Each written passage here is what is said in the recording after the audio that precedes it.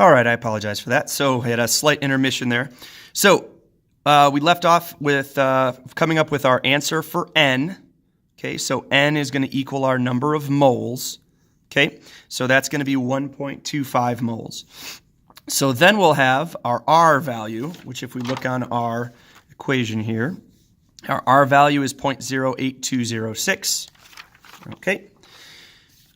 So 0.08206, and technically that'd be liters per atmosphere over moles per Kelvin. Okay, and then we're going to need to multiply that times our temperature. Now, for our temperature, we have to convert that into Kelvin. So remember, we're just going to take whatever temperature it is in Celsius and then add 273. So I'm going to go ahead and just write that up here. So we've got 850 degrees Celsius plus 273 Kelvin. Okay, so 850 plus 273 gives us 1,123 Kelvin. Okay, so that's what we plug in right here. So I'm going to try and squeeze this in here, 1,123 Kelvin there. Okay, so now that's all of our pieces except for our pressure.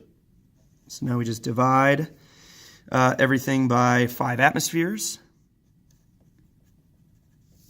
And there you go. So now we just go ahead and plug everything through there.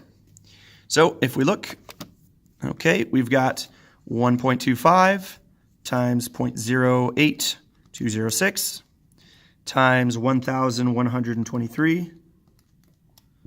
That gives us everything up top. And then we're going to divide that by 5.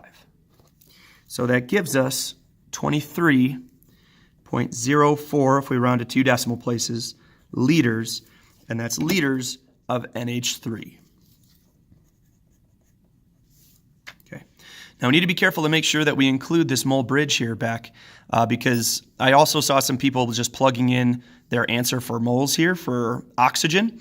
If you were to go through and solve for that, that would give you liters of oxygen. So we want liters of NH3. That's why we needed to make sure that we converted there. So that's how we're going to do stoichiometry using the ideal gas law or Pivner.